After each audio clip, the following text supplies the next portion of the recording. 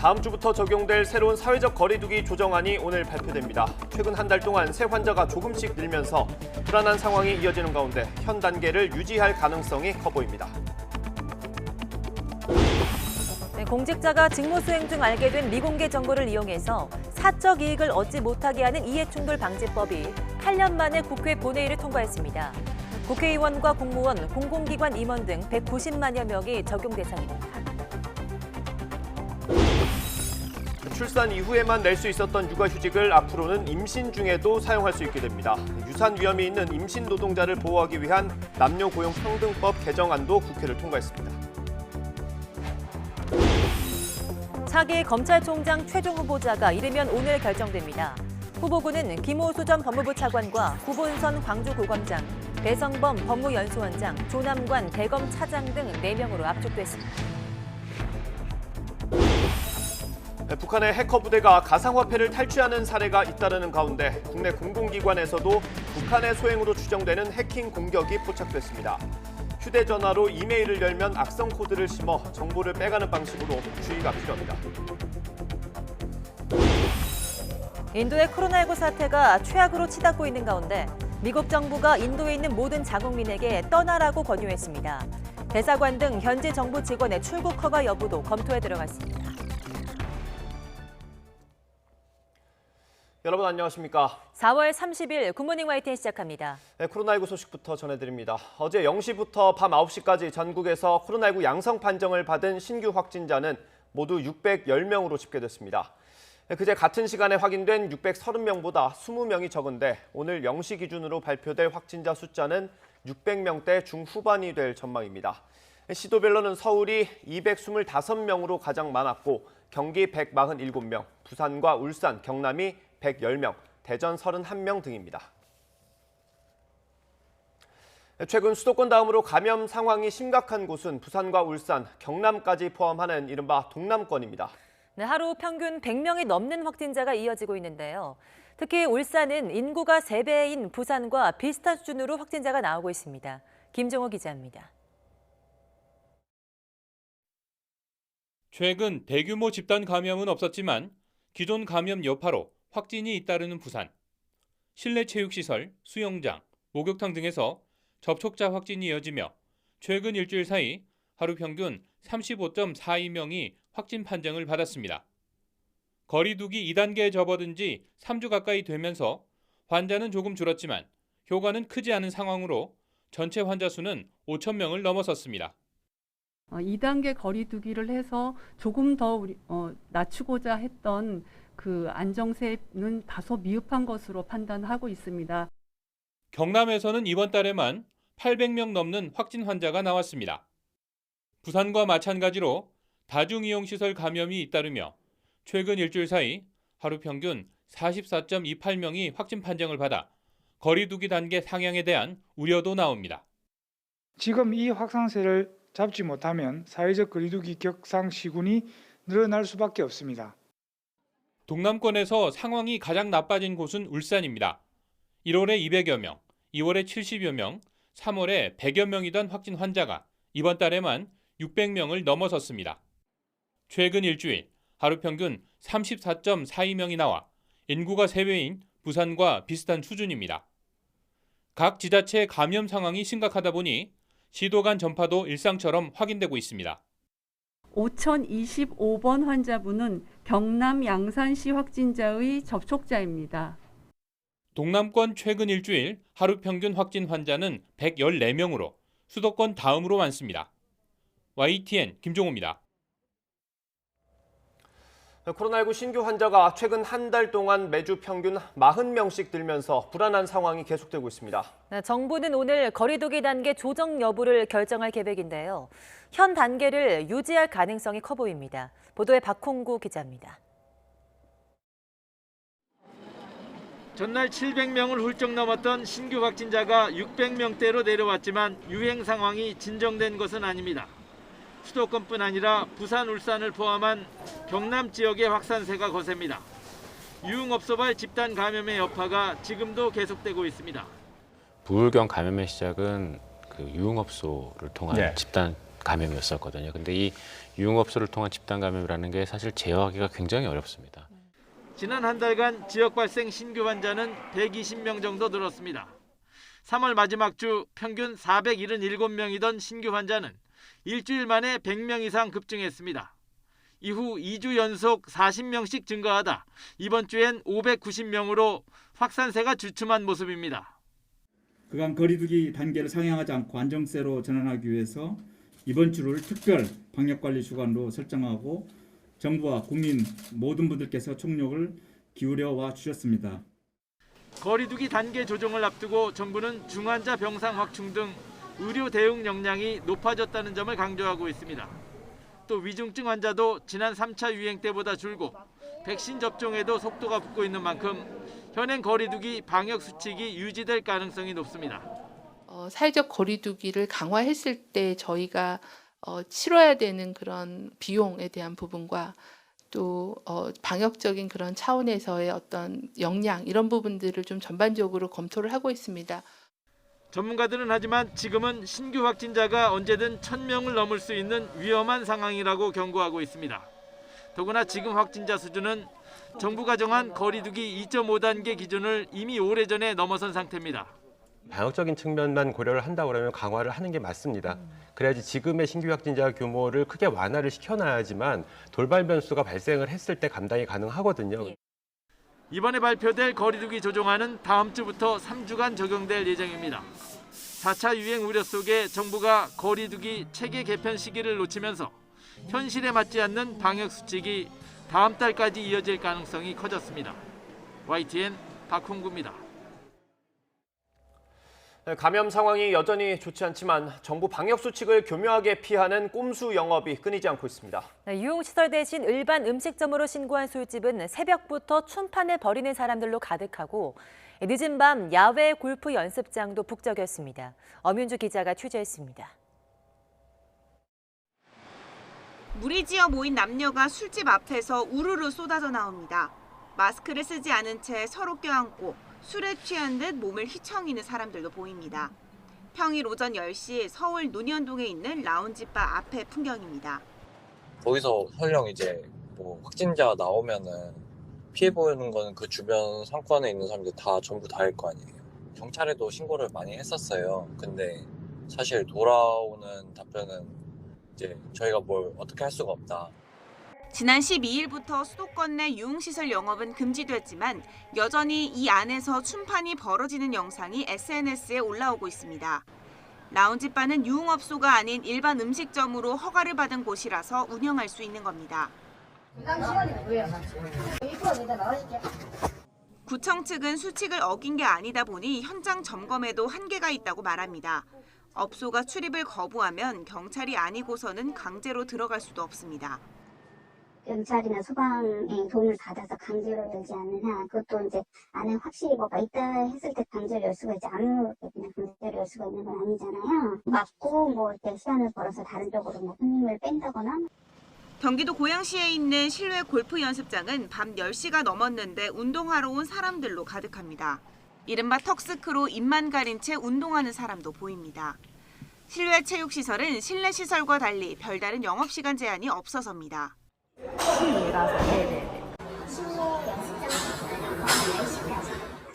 밤 10시 이후엔 요금 할인 행사까지 있어 이용객들이 더 몰립니다. 그래서 10시에 사람이 많다고 하시고 네네네. 그래서 10시부터는 이제 할인받으시는 분들이 좀 많죠. 법망을 벗어나지 않은 꼼수 영업들이 이곳 저곳에서 이뤄지고 있는 겁니다. 정확하게 실내 체육시설은 10시까지만 10시 이후에는 운영 중단하는 거고요. 실외 체육시설은 추가 적용 수칙이 없습니다. 현재. 자칫 이런 현장에서 감염이 퍼질 수 있다는 우려가 나옵니다. 아슬아슬하게 법망을 비껴가는 꼼수를 막을 수 있는 단속 방안이 필요해 보입니다. YTN 엄윤주입니다. 네, 프로농구 울산 현대모비스 선수단이 방역 수칙을 어기고 단체 회식을 하다 선수 간 폭행 사건이 발생했습니다. 현대모비스 소속 선수 A씨는 식사 자리에서 술에 취해 팀의 주축인 B 선수 등 4명을 때린 것으로 전해졌습니다. 특히 B 선수는 눈 주변 부위를 맞아 안과 골절 진단을 받고 자택에서 치료 중입니다. 현대모비스는 사과문을 내고 가해 선수를 강력 징계하겠다고 밝혔고 KBL은 오늘 오후 폭력 사건과 함께 코로나19 방역수칙 위반과 관련해서도 심의할 예정입니다. 백신 접종이 시작된 지 2달 만에 누적 접종자가 300만 명을 돌파했습니다. 하루 접종자 숫자도 20만 명을 넘기면서 속도가 붙고 있습니다. 정부는 상반기 1,200만 명 접종, 11월 집단 면역 달성에 자신감을 내비치고 있습니다. 이동우 기자입니다.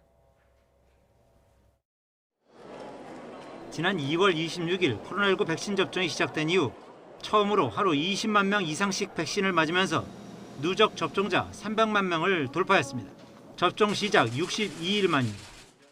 이는 예방접종 역량 확대에 따른 것으로 예방접종 시작 이래 하루 동안 가장 많은 분들이 어제 예방접종을 받으셨습니다.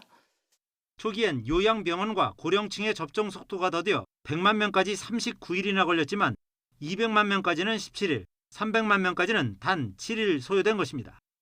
정부는 이 같은 접종 속도전에 따라 6월까지 어르신과 취약계층 등 1,200만 명에 대한 접종은 물론 11월 집단 면역에 대한 자신감을 내비쳤습니다. 9월에 전 국민의 70% 수준인 3,600만 명까지 충분히 접종 목표가 달성이 되고 11월에 목표한 집단 면역이 형성될 것으로 기대합니다. 특히 지난 1년 동안 코로나19로 인한 사망자 가운데 95%가 60세 이상 어르신들이기에 6월까지 이들에 대한 접종이 완료되면 코로나19로 인한 위험도 역시 크게 낮아질 것으로 전망됩니다. 이와 함께 코로나19 예방접종을 마친 사람에 한해 요양병원과 시설에서 가족 간 대면 면회가 허용될 예정입니다.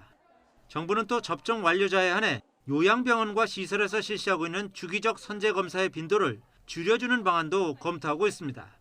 예비접종 대상자를 적극 활용해 백신 폐기도 최소화하기로 했습니다.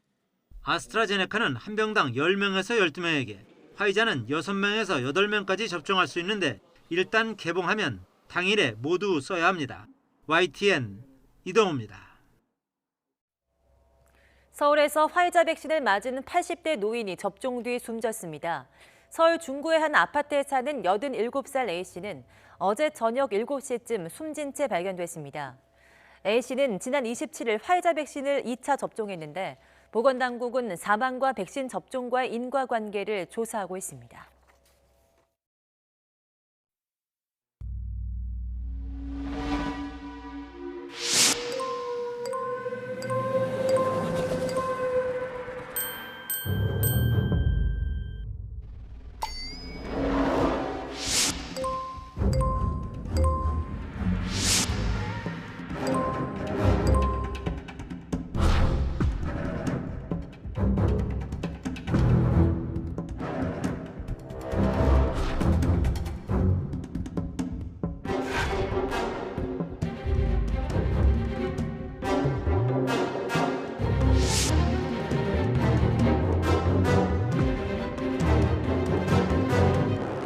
개인한테 한정된 시간에만 갈 수 있도록 2분에서 3분 얘기하는 제보자들도 있고 뭐 6명에서 10분 이렇게 주는 데도 있는 것 같고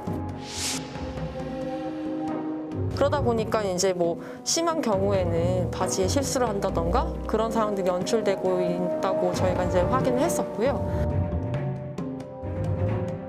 국민 여러분께 큰 심려를 끼쳐드리게 되어 국방부 장관으로서 무거운 책임을 통감하고 송구하다는 말씀을 드립니다.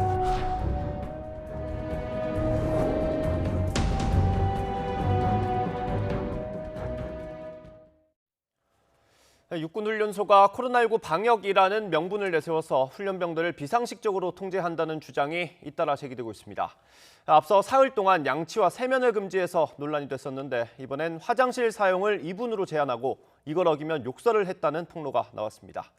국가인권위원회가 조사에 착수했습니다. 신준명 기자입니다. 군인권센터는 육군훈련소의 한 연대에서 생활관별로 화장실 이용 시간을 2분으로 제한하고 이를 어기면 조교들이 훈련병들에게 심한 욕설과 폭언을 했다고 폭로했습니다. 훈련병들한테 화장실 사용을 2분 내로 주고 있는 점, 통제하는 과정에서 상스러운 말과 폭언, 욕설, 모욕이 담긴 등의 정황들이 확인이 되었고요. 또 육군훈련소는 입소한 훈련병들의 1, 2차 유전자 증폭 검사가 끝나기 전에는 공용 정수기를 사용하지 못하게 하면서도 훈련병들에게 하루에 생수 500ml 한 병만 제공했다며 훈련병들이 수돗물을 몰래 마시거나 이마저도 못해 탈수 증상으로 의무대를 찾는 경우도 있다고 밝혔습니다. 앞서 육군훈련소는 비말 감염 우려를 이유로 훈련병들의 양치와 세면을 3일간 금지해 논란이 일었습니다. 군인권센터는 이처럼 육군훈련소가 방역을 이유로 훈련병들의 인권을 침해하고 있다며 국가인권위원회에 직권조사를 요청했습니다. 집단 인권 침해 상황에 대해서 금일 인권위에 직권조사를 요청할 계획입니다. 인권위는 육군훈련소뿐만 아니라 해군과 공군, 해병대 신병교육대 등을 직접 방문하는 방식으로 2021년도 군 인권 상황 실태 조사를 실시할 방침입니다. 인권위는 각 군 훈련소가 군인화 교육과 감염병 예방을 이유로 훈련병들의 기본적인 권리를 제한하는지 등을 중점적으로 점검할 계획이라고 설명했습니다. 군은 불거진 의혹들에 대해 정확한 경위를 확인하고 인권위의 조사에도 성실하게 임하겠다고 밝혔습니다. 정확하게 그거는 좀 확인을 해봐야 될 것 같고 향후에 국가인권위원회에서 만약에 조사가 나온다면 성실하게 그 조사에도 임할 예정입니다. 훈련병뿐만 아니라 곰팡이 핀 시설에 군 장병들을 격리하고 형편없는 급식을 제공한 사실이 드러나 군의 방역 조치에 대한 비판이 커지고 있는 상황. 국방부가 나서 훈련소는 물론 전군의 코로나19 방역 지침을 총체적으로 재점검해야 한다는 목소리가 커지고 있습니다. YTN 신준명입니다. 격리 장병들에 대한 부실급식과 과잉 방역 논란에 대해 공식 사과한 서욱 국방부 장관이 일선 부대를 찾아 방역관리 실태를 직접 점검했습니다. 서 장관은 경기도 지역 공군 방공관제부대를 방문해서 코로나19 예방을 위해 격리되는 장병들의 도시락 내용물과 제공 절차, 격리시설 여건 등 전반적인 방역관리 실태를 확인했습니다. 특히 간부들에게 장병들을 아들과 동생처럼 생각하고 격리 장병은 물론 부대원들이 불편함을 느끼지 않도록 기본권과 생활 여건을 적극적으로 보장할 것을 주문했습니다.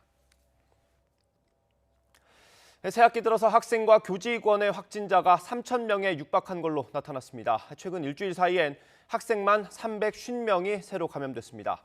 이렇게 교육 현장 상황이 심각해지는 가운데 서울교육청이 일부 학교에 자가검사 키트를 도입하기로 했습니다. 또 다음 달부터는 학교를 돌면서 희망 학생과 교직원을 상대로 진단검사를 하는 이동검체팀을 투입합니다. 신현준 기자의 보도입니다. 조희연 서울시 교육감은 서울시가 제안한 자가검사 키트를 학교에 제한적 보조적으로 도입하겠다고 밝혔습니다. 대상은 서울시 내 100명 이상의 기숙형 학교 20곳과 운동부가 있는 학교 등입니다.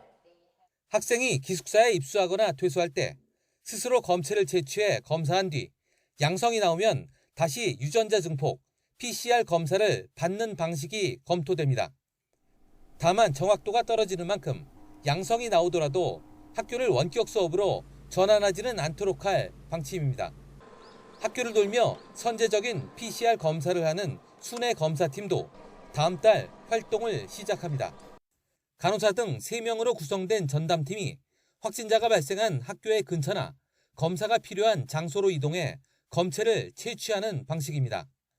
확진 학생이 많이 나온 강동 송파와 강서 양천 지역에 시범적으로 2팀을 운영한 뒤 서울 전역 22개 팀으로 늘릴 계획입니다.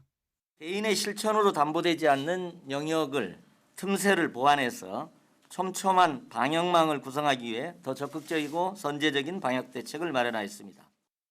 교육청은 또 최근 강남 재수학원의 집단 감염과 관련해 학원 자율 방역대와 함께 학원 현장 점검을 강화하기로 했습니다. YTN 신현주입니다. 코로나19 자가검사 키트가 어제부터 약국에서 판매가 시작됐습니다. 조희연 서울교육감이 학교에 일부 도입하기로 했고 오세훈 서울시장은 노래방이나 식당에 적용하면서 영업 제한을 완화하는 방안을 추진 중인데요. 사용자가 직접 코 속에서 채취한 검체를 키트에 떨어뜨리면 15분에서 30분 안에 양성 여부를 확인할 수 있는 게 장점입니다. 하지만 사용 환경에 따라서 정확도가 떨어지는 게 문제입니다. 올바른 결과를 얻기 위한 정확한 검사 방법 알아보겠습니다. 먼저 검사 전후에는 주변을 환기하고 손을 깨끗하게 씻습니다. 진단키트나 면봉에 오염이 없는지도 확인합니다. 그다음 콧구멍 안쪽 표면을 면봉으로 문질러 콧물을 채취하고 키트에 떨어뜨려 양성 여부를 확인하면 되는데 검사 1시간 전에는 절대 코를 풀지 말아야 합니다. 결과는 붉은 선으로 나타내는데 2줄은 양성, 1줄은 음성입니다. 마지막으로 검사에 사용한 면봉이나 키트, 장갑은 꼭 밀봉해서 폐기해야 합니다. 네, 프랑스 정부가 다음 달 3일부터 4단계에 걸쳐서 이동 제한 조치 완화에 들어가고 장기간 봉쇄 조치를 유지하고 있는 아일랜드도 이를 완화하기로 했습니다. 세계보건기구 WHO는 방심하면 어디든 인도처럼 될 수 있다면서 경고했습니다. 김진호 기자입니다.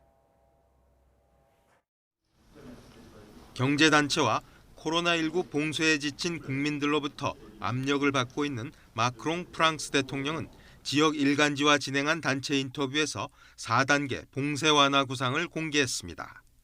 우선 5월 3일에는 중고등학생이 등교를 재개하고 19일부터는 야간 통행금지 시작 시각을 기존 오후 7시에서 오후 9시로 늦춥니다. 식당의 테라스 영업을 허용하는 등 그간 폐쇄했던 비필수 상점의 영업도 가능해집니다. 6월 9일부터는 통금이 오후 11시부터 시작되고 카페와 레스토랑 실내 영업이 허용되며 보건증명서를 소지한 외국인 관광객을 받기로 했습니다. 6월 30일에는 통금을 완전히 없애고 보건증명서가 있으면 1,000명 이상 수용하는 대규모 행사 참여를 허용하는 게 정부의 목표입니다. 프랑스는 이달 3일부터 지난해 봄, 가을에 내려진 봉쇄령과 비교했을 때 다소 느슨한 3차 이동 제한 조치를 시행해 왔습니다. 작년 말부터 코로나19 전면 봉쇄를 장기간 이어온 아일랜드도 다음 달부터 서서히 규제를 풀기로 했습니다. 아일랜드 정부는 5월 10일에 비필수 상점을, 6월 2일에는 호텔, 7일에는 식당과 술집 야외석을 열 것이라고 밝혔습니다. 아일랜드는 작년 크리스마스 전날부터 사실상 봉쇄에 들어갔으며 연말부터는 이동을 제한하는 등 전면 봉쇄를 선포했습니다. 이처럼 유럽 각국의 완화 조치 발표가 잇따르는 가운데 세계보건기구 WHO는 신중해야 한다며 경고의 목소리를 내놓았습니다. I think it's very important to realize that the situation in India can happen anywhere. This is still a huge challenge in the countries. WHO는 개인적인 보호 조치가 완화되고 대규모 집회가 있을 때, 더 높은 전염성이 있는 변이들이 있고 백신 접종률이 여전히 낮을 때는 어느 나라에서든 완벽한 폭풍을 일으킬 수 있다고 경고했습니다. YTN 김진호입니다. 미국 국무부가 코로나19 급증 사태에 직면한 인도의 미국인들에게 인도를 떠나라고 권유하고 나섰습니다. 인도에서 근무 중인 대사관 등 정부 직원의 가족에 대한 자진 출국을 승인하고 이들 직원에 대한 출국 허가 여부도 검토에 들어가 있습니다. 정치 전문 매체 더힐은 주인도 미국 대사관이 인도 내 의료 서비스 이용에 대한 경고를 발령하고 체류 중인 미국인에게 귀국행 항공편을 이용하라고 촉구했다고 보도했습니다. 앞서 국무부는 최근 인도 여행을 금지하는 여행경보 4단계를 발령했습니다. 네, 이처럼 미국 정부가 인도 내 자국인들에게 사실상의 긴급 탈출을 지시할 정도로 인도 상황은 심각합니다. 일일 신규 확진자가 38만 명에 육박하면서 또 최고치를 경신했고요. 하루 공식 사망자도 3,600명이 넘습니다. 미국은 아스트라제네카 백신 2천만 회분을 긴급 지원하기로 했습니다. 보도에 김원대 기자입니다. 인도 정부는 현지 시각 29일 기준으로 코로나19 하루 신규 확진자가 약 38만 명으로 집계됐다고 밝혔습니다. 전날 기록한 최고 기록을 하루 만에 또 갈아치우며 8일 연속 30만 명대를 이어가고 있습니다. 하루 신규 사망자 수도 3,645명으로 최고 기록을 경신했습니다. ऑक्सीजन की स्थिति पहले से अच्छी है। ऑक्सीजन स्थिति में अब यही चीज़ है, टोटल क्वांटिटी तो मिल जाती है, चाहे घंटों बाद आती है, मिल जाती है। थोड़ा सा फर्क पड़ता है, जो आज कल वो कम था, अनइंटरप्टेड सप्लाई होनी चाहिए, कि कोई बीच में गैप नहीं होना चाहिए। 인도의 코로나19 피해가 걷잡을 수 없이 확산하는 가운데 각국의 구호 물품이 속속 도착하고 있습니다. 러시아가 지원한 산소 농축기, 인공호흡기, 코로나19 치료제와 의약품 등 구호물자 22톤을 실은 화물기가 뉴델리에 도착했습니다. 로이터 통신은 러시아가 지원한 코로나19 백신인 스푸트니크 V는 5월 1일 인도에 도착할 예정이라고 전했습니다. 영국이 보낸 산소호흡기 100개 등이 지난 27일 도착한 데 이어 이틀 만에 2차 지원품이 공수됐습니다. 미국은 인도에 아스트라제네카 백신 2천만 회분을 공급하기로 했습니다. 백악관은 인도에 1억 달러에 달하는 긴급 물품을 지원하기로 했다고 밝혔습니다.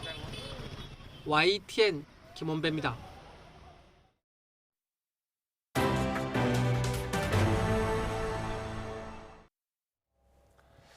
조 바이든 미국 대통령이 첫 의회 연설에서 북한의 핵 프로그램이 미국과 세계 안보의 위협이라면서 강력한 억지력과 외교 해법을 제시했습니다. 미국 국방부는 북한이 외교적 입지 강화를 위해서 핵과 탄도미사일 시험에 나설 수 있다고 보고했습니다. 워싱턴 강태욱 특파원이 보도합니다. 바이든 대통령은 북한의 핵 프로그램이 미국과 세계 안보에 심각한 위협이 되고 있다고 규정했습니다. 그러면서 동맹국들과 긴밀히 협력해 대응할 것이라고 말했습니다. 해법으로는 강력한 억지력과 함께 외교를 거론했습니다. We're going to be working closely with our allies to address the threats posed by both of these countries through diplomacy as well as stern deterrence. 이와 관련해 미국 국방정보국은 북한이 핵과 탄도미사일 시험에 나설 가능성이 있다고 밝혔습니다. 도발을 정당화할 명분으로 미국의 압박이나 한미 연합 군사훈련을 내세울 것으로 보고 있습니다.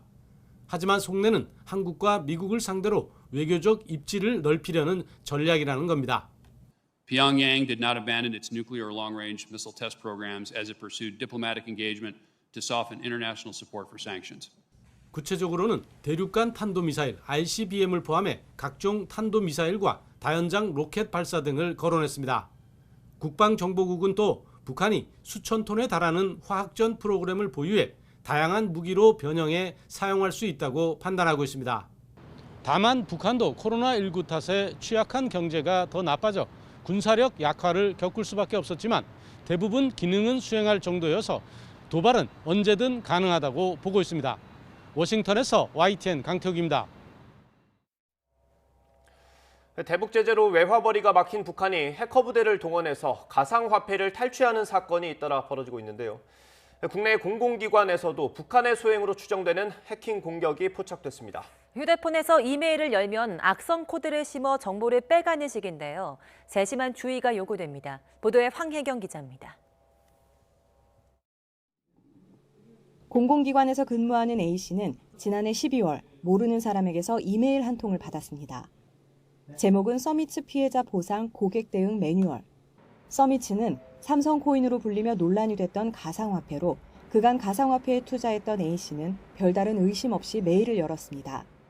본문에는 내용 없이 다른 사이트로 연결되는 주소만 있었는데 이 링크는 휴대폰에서 클릭할 경우 자동으로 드롭팡이라는 악성 앱이 깔리고 전화 안에 각종 정보를 빼돌리도록 돼 있습니다. 특히 이 앱은 이더, 코인, 토큰과 같은 가상화폐 관련 단어 13가지가 포함된 정보를 선별적으로 수집하는 기능도 갖춘 것으로 드러났습니다. 만약 휴대폰으로 메일을 확인했다면 가상화폐 계좌의 돈이 빠져나가는 등 큰 피해를 입을 뻔한 겁니다. 공공기관 인터넷망을 관제하던 국가정보원에서 관련 사실을 포착하고 악성 코드를 제거하는 등 조치를 취했지만 이처럼 금전 탈취를 목적으로 가상화폐 시세 확인 앱 등으로 위장한 악성 코드 여러 종이 이미 국내에 유포된 것을 확인했습니다. 유포 방식이나 사용한 코드 등을 분석해 볼 때 북한 소행으로 강력히 추정되고 있습니다. 개인들이 판단할 수 없도록 보내는 악성 코드가 사실 최신 트렌드예요. 모르는 사람한테 온 압축 파일을 내가 열어봤는데 거기 안에 exe 파일이 있다 하고는 좀 주의를 해야 되는 거죠. 열어볼지 말지 가능하면 안 열어보는 게 좋아요. 근데 어떤 기관에서도 주민번호 뒷자리까지 보내라고 하는 곳은 없어요. 그렇기 때문에 이메일 명세서나 이런 거 할 때 그 내용을 입력하는 거에 대해서는 좀 주의할 필요가 있을 것 같아요. 최근 국내 가상화폐 투자 바람이 거세지면서 같은 언어를 사용하는 북한 해커들에게 국내 개인 투자자들은 주요 표적이 되고 있습니다. 김정은 위원장이 직접 챙기는 것으로 알려진 해킹 조직에서 신종 수법을 지속적으로 개발해내는 만큼 보안 시스템 강화와 개인 보안 수칙 준수가 그 어느 때보다 중요해지고 있습니다. YTN 황혜경입니다. 미국에서 또 총격 사건이 발생해 경찰 2명과 용의자 등 5명이 숨졌습니다. AP통신과 지역 언론은 현지 시각 28일 밤에 노스캐롤라이나주 워토가 카운티의 분 지역 가정집에서 크리스 워드 경사 등 출동한 경찰 2명이 총에 맞았다고 전했습니다. 워드는 병원으로 옮겨졌으나 숨졌고 또 다른 1명은 현장에서 숨진 것으로 전해졌습니다. 경찰에 총을 쏜 용의자와 용의자의 어머니, 의붓 아버지도 현장에서 숨진 채로 발견됐으며 용의자는 스스로 목숨을 끊은 것으로 보인다고 미 언론은 전했습니다. 문재인 정부의 마지막 검찰총장 후보군이 4명으로 압축됐습니다. 막판까지 포함 여부를 놓고 논란이 있었던 이성윤 서울중앙지검장은 제외됐습니다. 박범계 법무부 장관은 이르면 오늘 최종 후보자 1명을 제청할 것으로 보입니다. 박서경 기자의 보도입니다. 경론이 오갈 것으로 보였던 검찰총장 후보추천위원회 회의는 4시간 만에 비교적 일찍 의견을 모으며 종료됐습니다. 추천위는 심사 대상자 13명 전원에 대해 표결에 붙였고 2차까지 가는 표결 끝에 과반수 찬성으로 의결된 4명을 후보로 추천했습니다. 모든 분들이 다 만족하는 그런 그 회의 진행을 했고요. 또 결과에 대해서도 모두가 다 만족했고 그렇기 때문에 특별히 큰 이견이라든가 이런 건 별로 없었어요. 후보로 추천된 김호수 전 법무부 차관은 사법연수원 20기로 법무연수원장과 서울 북부지검장을 지냈습니다. 사법연수원 23기인 구본선 광주고검장은 대검찰청 차장과 의정부지검장을 역임했습니다. 구고검장과 연수원 동기인 배성범 법무연수원장은 서울중앙지검장과 광주지검장을 거쳤고 연수원 24기인 조남관 대검차장은 법무부 검찰국장과 서울 동부지검장을 지냈습니다. 반면 유력한 후보로 거론되며 관심을 모았던 이성윤 서울중앙지검장은 최종 후보군에 오르지 못했습니다. 각종 사건 처리를 놓고 조직 내부에서 신망을 잃은 데다가 김학의 전 법무부 차관 불법 출금 사건 수사 외압 의혹으로 기소 위기에 놓인 게 결국 발목을 잡은 것으로 분석됩니다.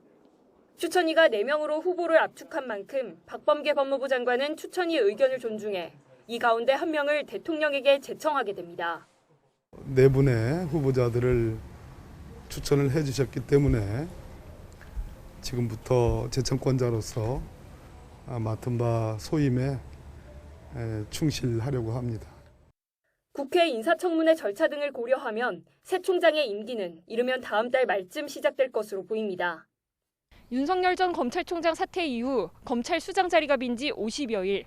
여느 때보다 높은 국민 관심 속에 누가 최종 후보로 제청될지 관심이 쏠리고 있습니다. YTN 박서경입니다. 김학의 전 차관 불법 출국 금지 사건과 관련해 이성윤 서울중앙지검장의 수사 외압 의혹에 대한 기소 여부를 검토할 검찰 수사심의위원회가 다음 달 10일에 열립니다. 대검찰청은 다음 달 10일 오후 2시 수사심의위원회를 열고 이지 검장에 대한 수사 계속 여부와 기소 여부를 심의할 예정이라고 밝혔습니다. 앞서 이지 검장은 김 전 차관의 불법 출국 금지 수사를 중단하도록 외압을 행사했다는 의혹에 대해 수원지검에 수사심의위원회 소집을 신청했고 대검찰청은 오인서 수원 고검장의 요청을 받아들여서 수사심의 소집을 결정했습니다. 지난주 인천 강화도의 한 농수로에서 30대 여성이 숨진 채 발견된 사건을 수사한 경찰이 9일 만에 피의자를 체포했습니다. 바로 숨진 여성의 남동생이었습니다. 이형원 기자입니다. 모자를 눌러 쓴 남성이 고개를 숙인 채 차에서 내립니다.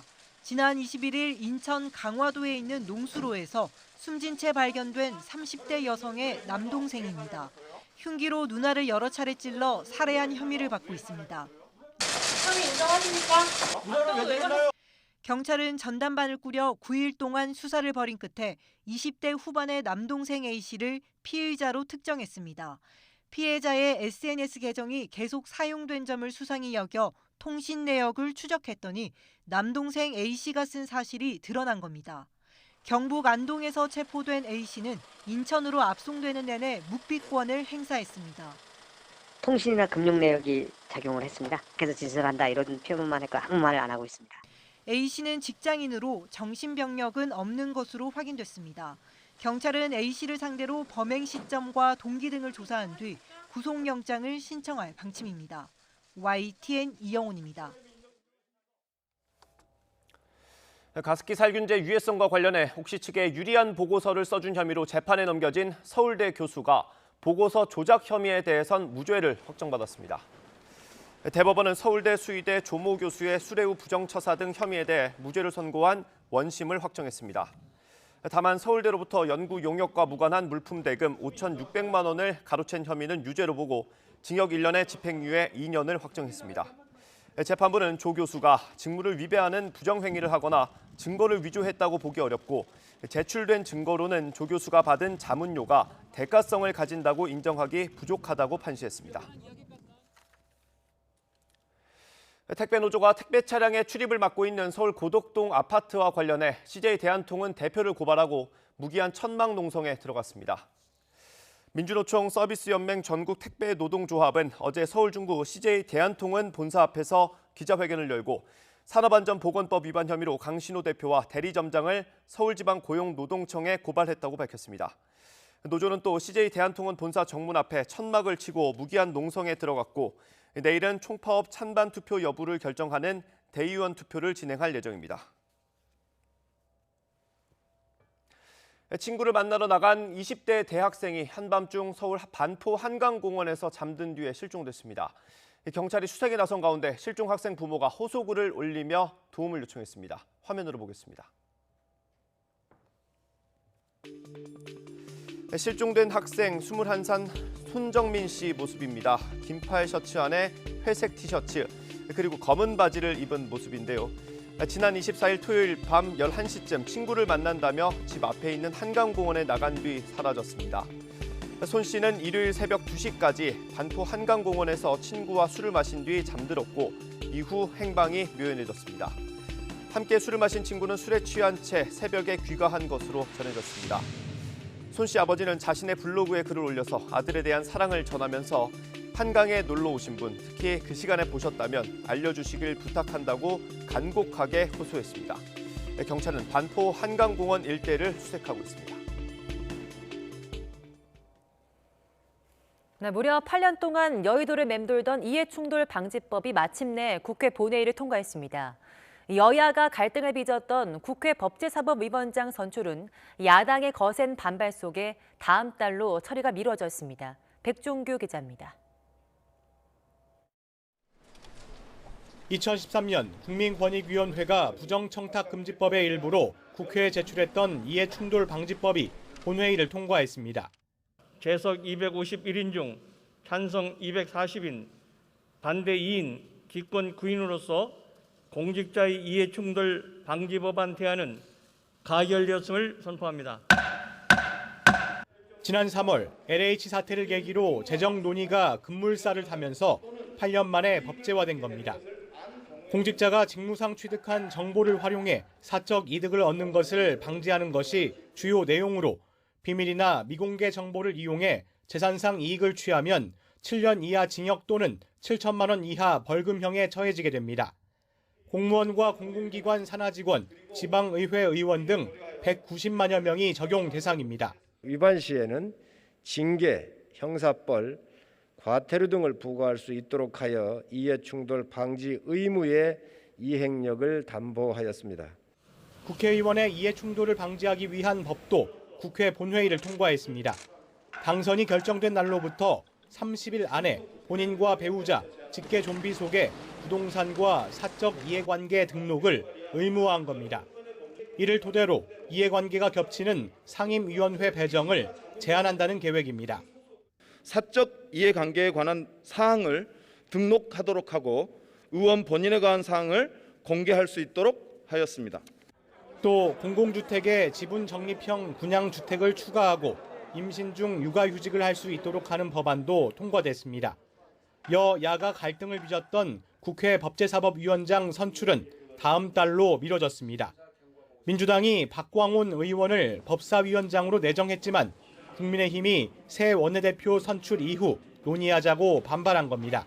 선수와 나이를 고려한다는 당의 관례에 따라서 3선의 박광온 의원에게 제안을 했고 본인이 수락함에 따라서 박광온 의원을 법사위원장으로 추천하기로 했습니다. 174석을 가지고 있다고 법사위원장을 야당과 협의 없이 함부로 뽑는다면 국민들의 매는 점점 더 쌓여갈 것이라고 보고 있습니다. 결국 국회의장이 중재에 나서면서 법제사법위원장은 다음 달 국회 첫 본회의에서 선출하는 것으로 최종 결정됐습니다. YTN 백종규입니다. 당분간 당 대표 자리까지 대행해야 하는 중책을 맡게 될 국민의힘 새 원내대표가 오늘 선출됩니다. 이명박 박근혜 전 대통령 사면론으로 불거진 도로한국당 논란부터 차기 지도부로 넘어간 야권 통합까지 과제가 한둘이 아닌데요. 이 내용은 부장원 기자가 보도합니다. 국민의힘 원내대표 경선은 4선의 권성동, 김기현, 3선 김태흠, 유이동 의원의 4파전으로 치러집니다. 영남과 충청, 강원과 수도권 등 지역별로 고루 출마한 가운데 후보들은 저마다 자신이 정권 탈환에 주춧돌을 놓을 적임자라고 자임하고 있습니다. 이제 우리에게 지지를 보내려고 고민하고 있는 대다수 말없는 국민들의 목소리에 귀를 기울여야 합니다. 개혁적 마인드를 계속 지켜온 제가 이 혁신과 통합하는 데는 제대로 된 역할을 하지 않을까. 소수당이라는 부분을 1년 동안 절실히 우리 느꼈지 않습니까? 이런 속에서는 싸움 제일 잘하는 사람이 필요하다. 가치 확장, 지역 확장, 세대 확장을 통해서 당을 변화시키고 민심을 얻겠습니다. 전당대회 때까지 당대표 역할도 맡아야 하는 만큼 새 원내대표는 취임하자마자 산적한 과제를 마주해야 합니다. 강경파인 민주당 윤호중 원내대표를 상대로 한 상임위원장 재배분 협상은 물론 사면론으로 불거진 도로한국당 논란도 풀어내야 합니다. 국민의당과의 합당을 통한 야권 통합도 새 지도부 몫입니다.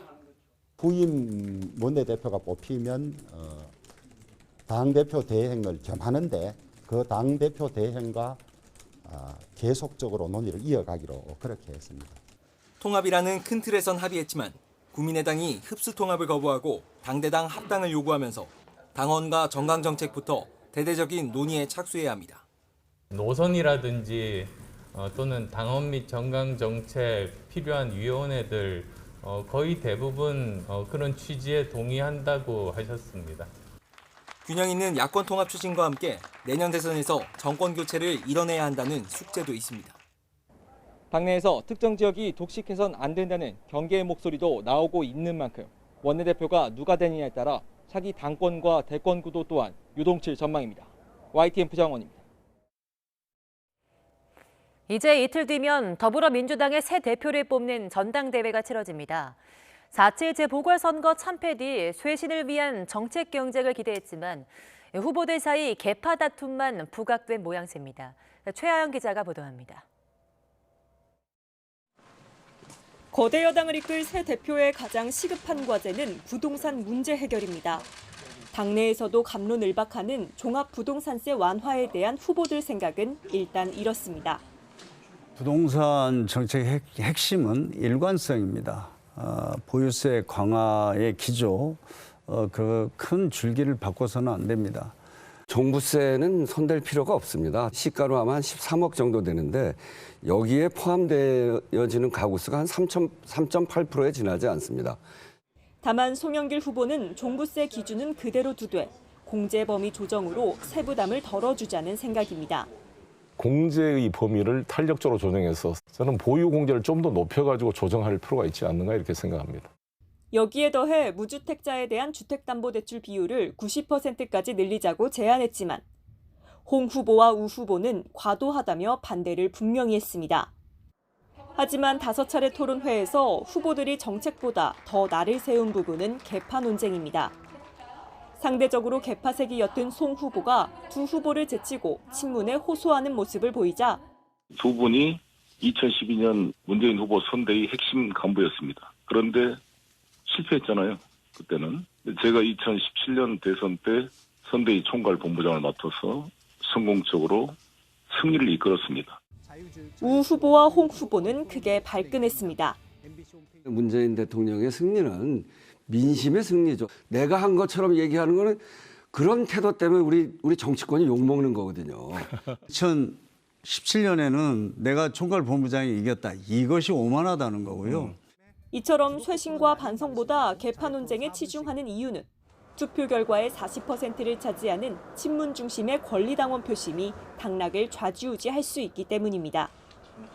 이와 함께 친문 윤호중 원내대표가 먼저 지도부에 입성하면서 새 대표가 누가 되느냐에 따라 정책 방향과 대선 주자와의 호흡도 달라질 전망입니다. YTN 최하영입니다. 더불어민주당 조응천 의원이 10명에서 20명 규모의 쇄신파 의원 모임을 결성하겠다는 뜻을 밝혔습니다.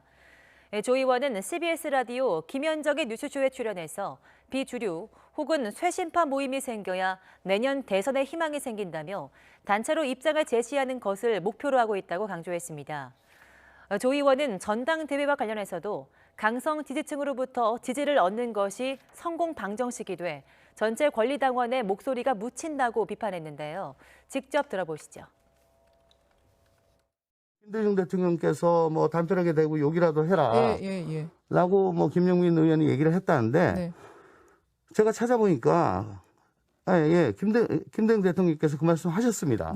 그러니까 이게 잘못된 길로 가고 있는 정부에 대해서 어떤 식으로든 비판하고 목소리를 내라 이런 뜻이지 자기 소속 의원들한테 문자폭탄 보내고 위축시켜라 이런 뜻은 아니에요. 그동안에 전당대회에서 그 성공 방정식이 있습니다. 박지민 의원, 그다음에 김종민 의원 1위 하셨죠. 계속 1위 했지 않습니까? 그 성공 방정식이 지금 따라가는 거예요. 네, 오늘 아침도 우산 꼭 챙기셔야겠습니다. 지금 서울 등 중북부 지방에 약한 황사가 섞인 비가 내리고 있는데요. 이 비는 출근길 무렵까지 이어진 뒤 점차 그칠 것으로 보입니다. 비구름의 뒤를 따라 찬 공기가 유입되면서 날이 서늘해지겠습니다. 오늘 서울 한낮 기온 16도로 어제보다 4도가량 낮겠습니다. 지금 레이더 영상을 보면 수도권과 강원, 충북 북부 지방에 비가 내리고 있고요. 강원 동해안에는 시간당 10mm의 다소 강한 비가 오고 있습니다. 강원 지방은 오늘 밤까지 5에서 30mm의 비가 길게 이어지겠고요. 그 밖의 지역은 오늘 아침까지 5mm 미만의 비가 온 뒤 그치겠습니다. 하지만 밤부터 다시 남부지방을 시작으로 전국으로 비가 확대하겠습니다. 오늘 밤부터 모레까지 영동에는 최고 60mm, 영서와 경북, 제주도에 10에서 40mm, 수도권 등 그 밖의 지역에는 5에서 20mm의 비가 내리겠습니다. 낮 동안 바람이 불면서 대기질은 깨끗하겠습니다. 오늘 낮 기온 서울 16도, 광주 19도, 대전 17도에 머물며 서늘하겠습니다. 낮까지 충청 이남 지방은 초속 10m 안팎의 다소 강한 바람도 예상됩니다. 시설물 관리와 안전사고에 주의하셔야겠습니다. 지금까지 상암동 야외 스튜디오에서 YTN 박현실입니다.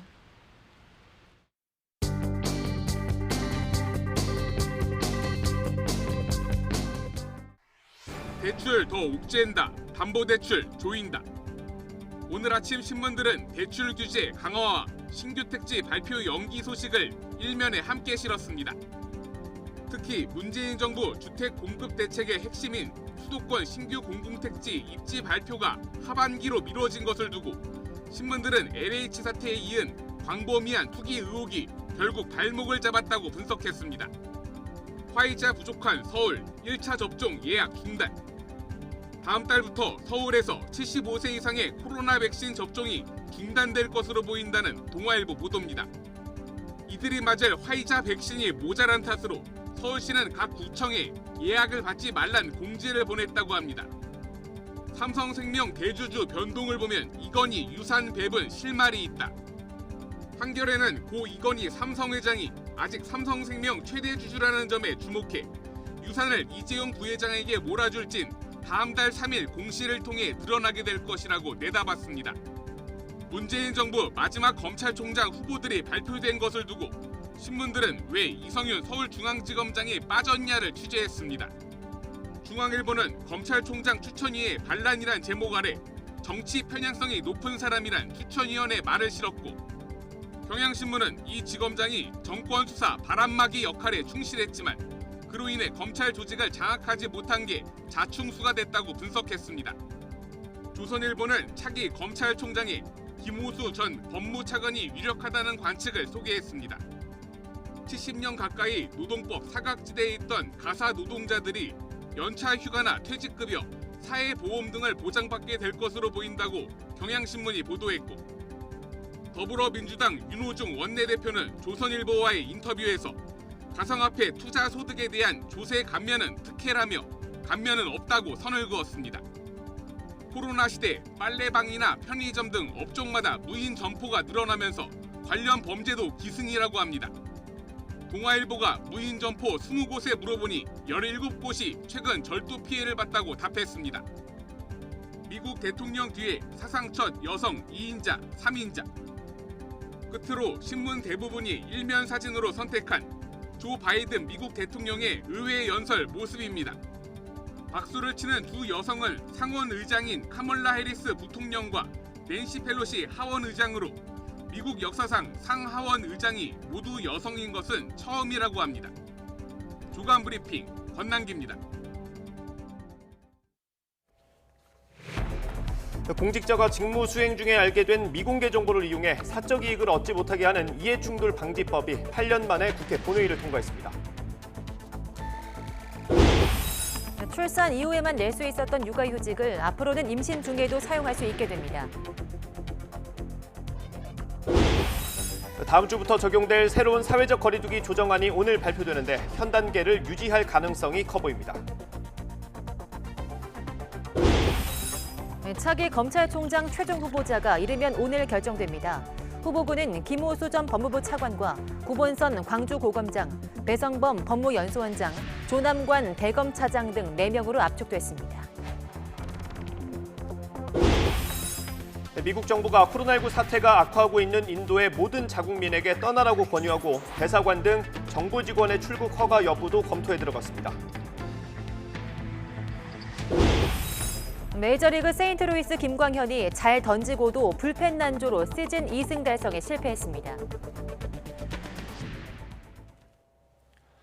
굿모닝 YTN 이어갑니다. 어제 0시부터 밤 9시까지 전국에서 코로나19 양성 판정을 받은 신규 확진자는 모두 610명으로 집계됐습니다. 그제 같은 시간에 집계된 630명보다 20명이 적습니다. 수도권이 390명, 비수도권이 220명입니다. 이에 따라 오늘 0시 기준으로 발표될 신규 확진자 수는 600명대 중후반을 기록할 것으로 보입니다. 사회적 거리 두기를 강화할지 아니면 유지할지를 두고 정부의 고심이 깊어지고 있습니다. 3주 전에 현 단계를 유지한 이후 감염 상황이 더 나빠졌기 때문입니다. 네, 정부는 지금까지 거리 두기 효과를 분석해서 오늘 결론 내릴 것으로 보입니다. 김경수 기자입니다. 정부가 지난 12일부터 시작한 현행 사회적 거리 두기는 다음 달 2일 끝납니다. 수도권 2단계, 비수도권 1.5단계로 5인 이상 사적 모임 금지와 다중이용시설 밤 10시 영업 제한 등이 골자입니다. 앞으로 이걸 3주 더 이어갈지 아니면 조정할지 정부가 고심하고 있습니다. 최근 한 달 하루 신규 확진자 수는 400명대와 700명대 사이에서 큰 폭으로 오르내리길 반복하고 있습니다. 평일보다 검사 건수가 줄어 확진자가 감소하는 이른바 주말 효과가 나타났다가 주중엔 곧바로 급증하는 겁니다.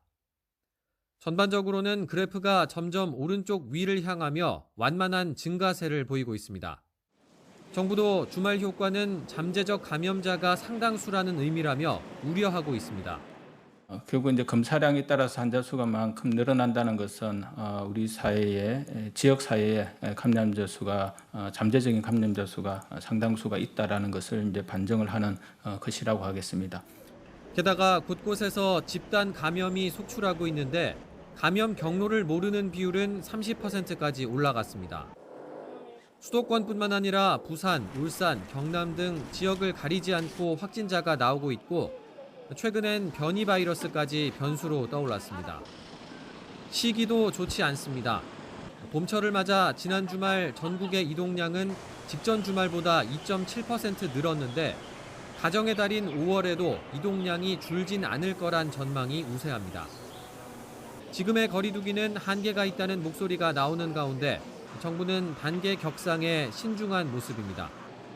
서민과 자영업자 등에 미치는 경제적 영향을 무시할 수 없는 겁니다. 사회적 거리두기를 강화했을 때 저희가 치러야 되는 그런 비용에 대한 부분과 또 방역적인 그런 차원에서의 어떤 역량 이런 부분들을 좀 전반적으로 검토를 하고 있습니다. 정부는 아직 의료 대응 역량이 충분하다는 의견과 환자가 누적되면 의료 체계에 부담이 돼 선제적 대응이 필요하다는 의견이 팽팽하다며 다양한 의견을 수렴해 거리두기 조정을 결정하겠다고 설명했습니다. YTN 김경수입니다. 네, 혼자 사는 70대 노인이 코로나19 백신 접종 후 이틀이 지나서 집에서 쓰러진 채 발견됐습니다. 연락이 닿지 않아 무슨 사고가 있는 게 아닌가 의심되는 상황이었는데요. 일각에선 백신 이상 반응 관리 시스템에 문제가 있었다는 지적도 나오고 있습니다. 김민성 기자입니다. 전북 고창에 사는 79살 홀몸 노인이 집에서 쓰러진 채 발견됐습니다. 지난 15일 화이자 백신을 맞고 이틀이 지나서였습니다. 이 침대 바로 밑에 엎드린 채로 이렇게 팔도 밑으로 내려간 채로 그렇게 쓰러져 계시더라고요. 언제 쓰러지셨는지 아시냐고 그랬더니 백신 맞고 집에 와서 쓰러졌다고. 병원의 진단은 뇌경색. 평소 농사일을 할 정도로 건강한 편이었지만 몸 상태가 급격히 나빠졌습니다. 왼쪽으로 폐마비가 전체적으로 온 상태고 그래서 이거는 분명히 시간이 이틀 지난 게 맞는 것 같습니다. 맞습니다. 그렇게 응급실에서 그렇게 말씀하셨어요. 의료진이? 네네. 방역당국 안팎에서는 백신 접종 후 관리가 지나치게 소극적이었다는 비판도 나옵니다. 75살 이상 노인이 백신 접종을 한 경우 지자체에서 3일간 그 안부를 확인해야 하는데 이런 시스템이 제대로 작동하지 않았다는 겁니다. 고령의 예방접종자가 서너 차례 전화를 받지 않았지만 면사무소에서는 이후 별다른 후속 조처를 하지 않은 것으로 파악됐습니다. 게다가 가족들은 사고 발생 열흘이 지났는데 조사가 이루어지고 있기는 한 건지 모르겠다며 울분을 터뜨렸습니다. 이에 대해 질병관리청은 역학조사는 주로 의무 기록을 토대로 하기에 가족들이 진행 상황을 곧바로 알 수는 없다고 밝혔습니다. 최근 충남 홍성에서도 홀로 살던 80대 노인이 화이자 백신을 맞고 숨진 채 발견되는 등 이상 반응 의심 사례는 계속 쌓이고 있습니다. 아빠 걱정해서 불행이신데 맞아도 되겠냐 하니까 아이고 맞아야 된다고 이건 기본적으로 맞아야 된다고 하셨던 분인데 그런 말씀을 하셨던 분이라 어떻게. 백신에 대한 불안감은 전체 예방접종에도 차질을 줄 수 있는 만큼 어느 사안보다도 신속하고 또 투명한 당국의 대응이 필요해 보입니다. YTN 김민성입니다. 네, 군은 오늘로 사흘째 30살 이상 장병에 대한 백신 접종을 이어가고 있는데요. 국방부는 하루 10,000여 명씩 접종의 속도를 내고 있습니다. 이런 가운데 군의 과잉 방역 논란에 사과했던 서 국방장관은 직접 현장 점검에 나섰고 육군은 방역과 인권의 조화를 위해서 노력하겠다고 밝혔습니다. 보도에 이승윤 기자입니다. 적진의 야산지대에서 조난을 당한 전투기 조종사를 구조하려 긴급 출동한 항공 구조사들. 코로나19 상황에 맞춰 마스크를 쓰고 침투해 구조한 조종사를 헬기에 실어보내며 작전을 성공적으로 마무리합니다. 30세 이상 군인들의 백신 접종이 진행 중인 만큼 항공 구조사들도 부대별로 분산 접종을 하며 대비 태세를 유지하고 있습니다. 접종 첫날 장병 10,000명이 백신을 맞았는데 이상 반응은 경미한 수준의 10건 정도. 국방부는 임무 공백이 없도록 하루 10,000명 이상씩 조속히 1차 접종을 마무리한다는 계획입니다. 격리 장병에 대한 부실 급식과 과잉 방역 논란에 공식 사과했던 서욱 국방장관은 일선 부대를 찾아 방역 관리 실태를 점검했습니다. 서 장관은 간부들에게 장병들을 아들과 동생처럼 생각하고 불편함을 느끼지 않게 기본권과 생활 여건을 적극 보장하라고 주문했습니다. 하지만 육군 훈련소의 과잉 방역에 대한 폭로가 또 터져나왔습니다. 육군은 방역과 인권이 조화를 이루도록 개선책을 마련하겠다며 점검에 나서기로 했습니다. 방역 지침 개선과 함께 30세 미만 병사들이 맞을 백신 종류와 시기, 방식이 조기에 확정돼야 일상으로의 복귀를 위한 군의 총력전에 속도가 붙을 전망입니다. YTN 이승윤입니다. 약국 등에서 판매가 시작된 코로나19 자가 검사 키트는 사용 방법이나 환경에 따라 가짜 음성 혹은 가짜 양성이 나올 수 있어서 주의가 요구됩니다. 정은경 질병관리청장은 자가 검사 키트 사용 시 반응 시간을 초과하거나 키트 면봉 등이 이물질로 오염된 경우 가짜 양성으로 나올 수 있다고 말했습니다. 이어 검사 전후에는 주변을 환기하고 깨끗하게 손을 씻고 검사에 사용한 면봉, 키트, 장갑 등은 비닐에 밀봉해서 잘 폐기해 주기 바란다고 당부했습니다.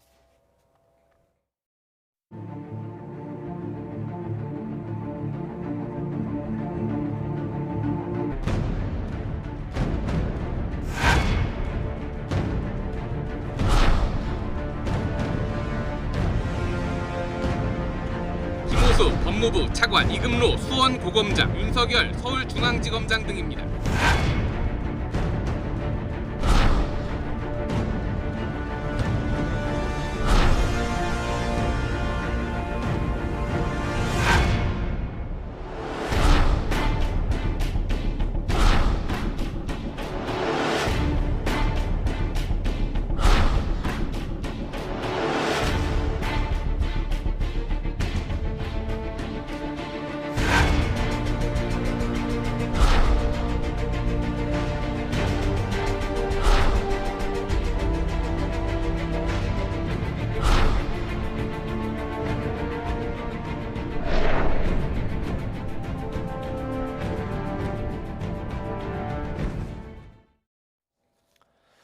윤석열 전 검찰총장의 뒤를 이을 차기 검찰총장 후보군으로 최종 4명이 압축된 가운데 이르면 오늘 박범계 장관이 최종 후보자를 문재인 대통령에게 제청할 것으로 보입니다. 검찰총장 후보추천위원회는 어제 4시간여 동안 회의를 열고 차기 검찰총장 후보자로 김호수 전 법무부 차관과 구본선 광주고검장, 배성범 법무연수원장, 조남관 대검찰청 차장 등 4명을 박 장관에게 추천했습니다. 박 장관은 추천 내용을 존중해서 이르면 오늘 이 가운데 1명을 최종 후보자로 선정해 문재인 대통령에게 임명 제청할 예정인데요. 박 장관의 말 직접 들어보겠습니다. 아주 활발하게 논의가 있었다고 이렇게 보고를 받았습니다. 그 결과를 존중하고요.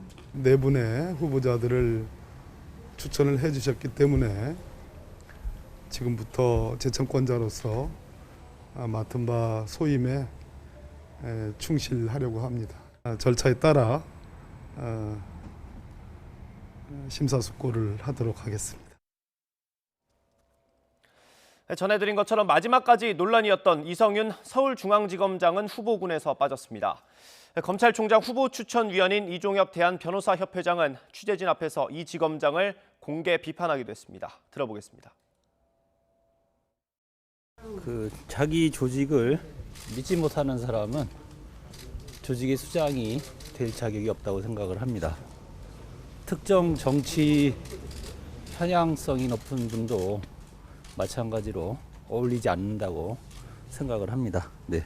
방금 말씀 주신 분은 이성윤 지검장으로 이해해도 됩니까? 네네, 감사합니다. 고위공직자 범죄수사처가 오늘로 출범 100일을 맞았습니다. 헌정사상 처음으로 검찰의 기소 독점을 깨면서 검찰개혁과 함께 고위층의 부패 척결에 큰 기대를 모았습니다. 하지만 1호 수사를 시작도 하기 전에 특혜조사 논란에 휩싸였고 조직 구성은 반쪽에 그치고 말았습니다. 성공적인 안착까지는 갈 길이 멀어 보입니다. 나혜인 기자입니다.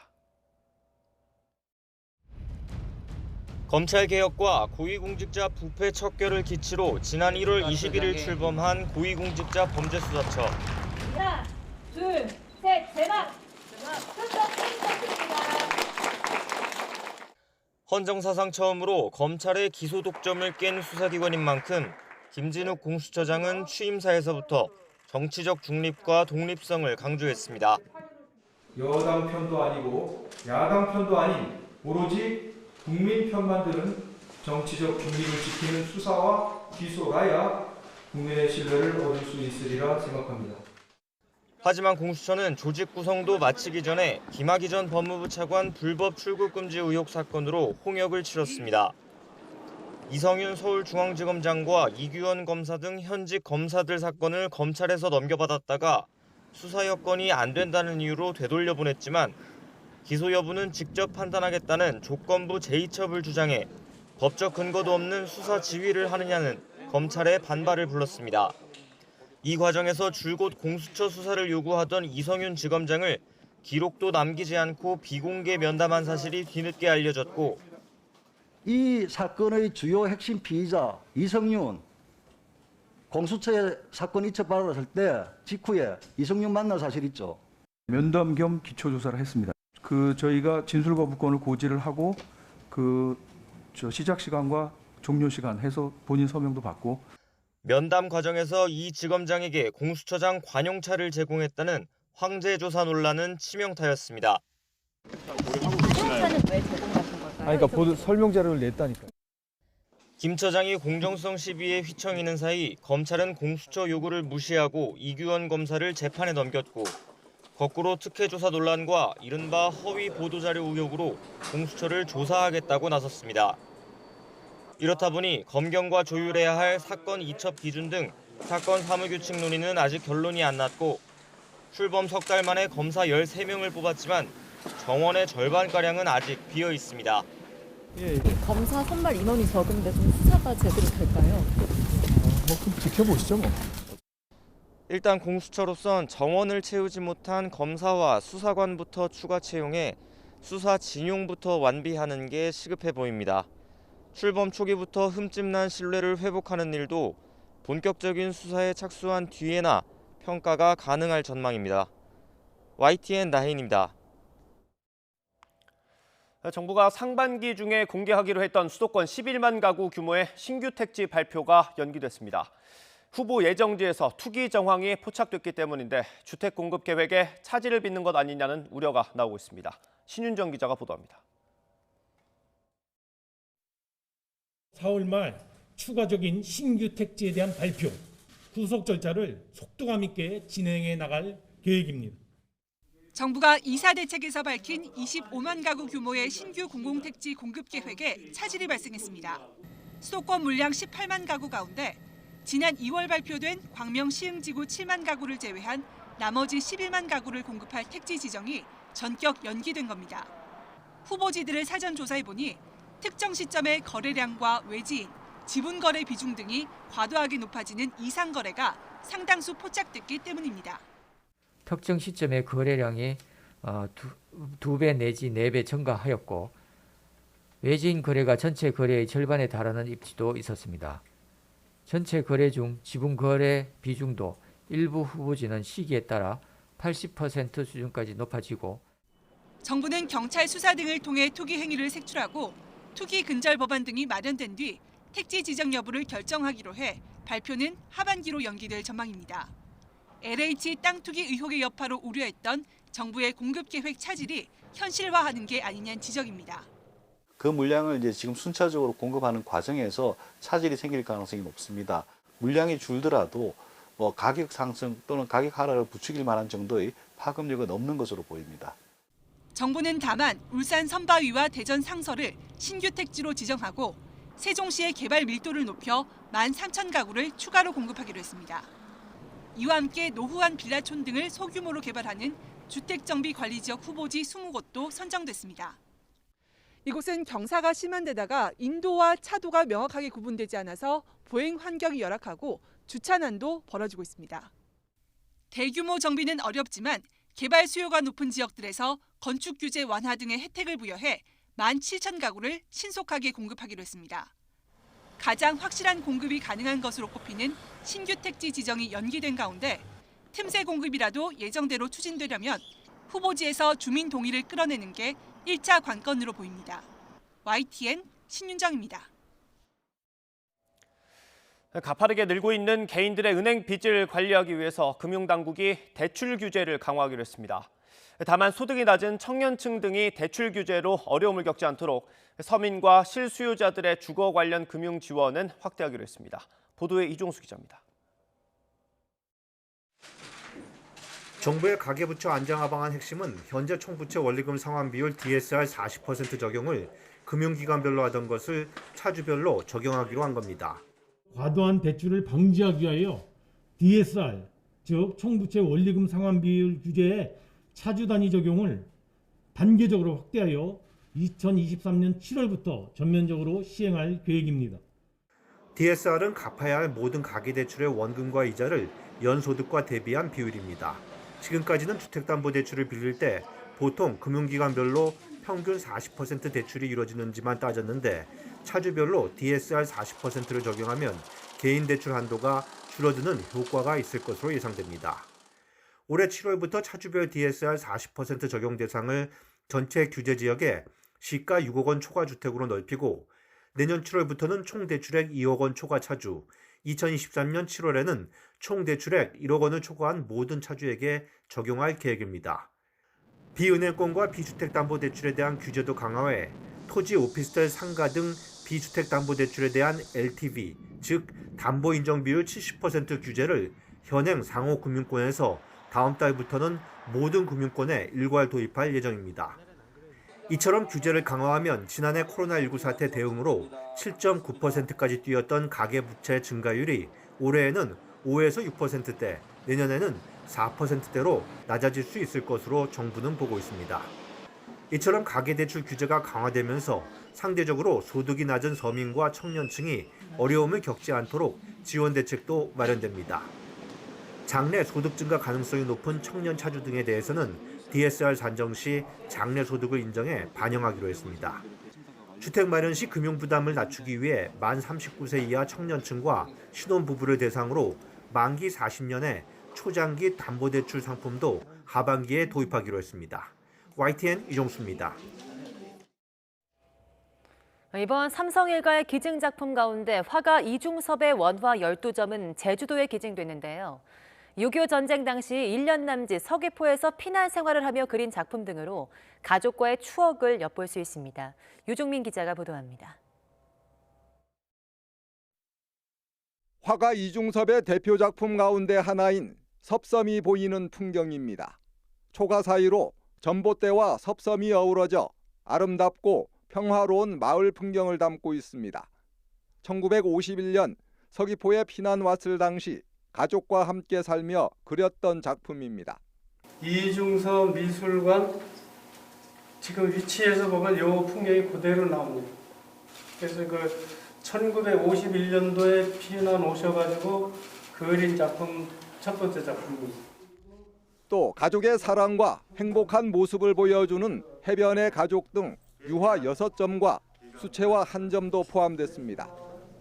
이중섭 화가가 일본에서 활동하던 시절 당시 연인이었던 이덕남 여사에게 보냈던 1940년대 엽서와 석점과 서귀포와 관련이 있는 개와 가족, 물고기, 아이들을 모티브로 1950년대에 제작한 은지화 2점도 함께 기증됐습니다. 이중섭 화가에게 무한한 영감을 안겼던 공간에서 작품과 작품 속의 풍경을 비교하며 그의 작품과 생애를 돌아보는 특별한 시간을 선사할 수 있게 되었습니다. 기증 작품들은 이중섭 화가의 기일인 9월 6일을 전후로 특별 전시회를 통해 일반에게 공개될 예정입니다. YTN 유종민입니다. 문재인 대통령이 고 이건희 회장의 미술품 기증과 관련해서 별도의 전시실을 마련하거나 특별관을 설치하도록 지시한 것으로 전해졌습니다. 청와대 고위 관계자는 문 대통령이 청와대 내부회의에서 삼성가가 기증한 정신을 잘 살려서 국민이 좋은 작품들을 감상할 수 있도록 이 같은 방안을 검토하라고 지시했습니다. 네, 이런 가운데 김부겸 국무총리 후보자는 이른바 이건희 컬렉션 기증과 관련해서 귀한 문화재들을 국민의 품으로 돌려준 데 대해서 높이 평가한다면서도 이재용 삼성전자 부회장의 사면론은 별개라고 선을 그었습니다. 김 후보자의 관련 발언 직접 들어보겠습니다. 사면론하고는 별개로 어쨌든 간에 그 귀한 문화재들을 이렇게 국민들 품으로 돌려준 데 대해서는 높이 평가합니다. 그리고 또 그 중에서는 국보급 문화재도 있더라고요. 그런 점에서 또 정부에서도 이제 아마 황희 문체부 장관이 감사 표시를 한 것으로 알고 있습니다. 그런 점에서 국민에게 이렇게 내놓은 데 대해서는 고맙게 생각하죠. 그다음에 사면론 문제는 또 그거하고 별도로 역시 그 사면권을 가지고 있는 분은 대통령이니까 대통령이 여러 가지 또 다른 요인도 고려해야 될 것입니다. 공정위가 쿠팡, 현대해상 등 8개 기업을 자산 5조 원이 넘는 대기업 집단으로 새로 지정했습니다. 관심을 모았던 쿠팡 김범석 의장에 대해서는 결국 총수 지정을 하지 않기로 해서 동종업계의 형평성 논란도 우려되고 있습니다. 김태민 기자입니다. 공정거래위원회가 자산 5조 원이 넘는 기업 71곳을 대기업 집단으로 지정했습니다.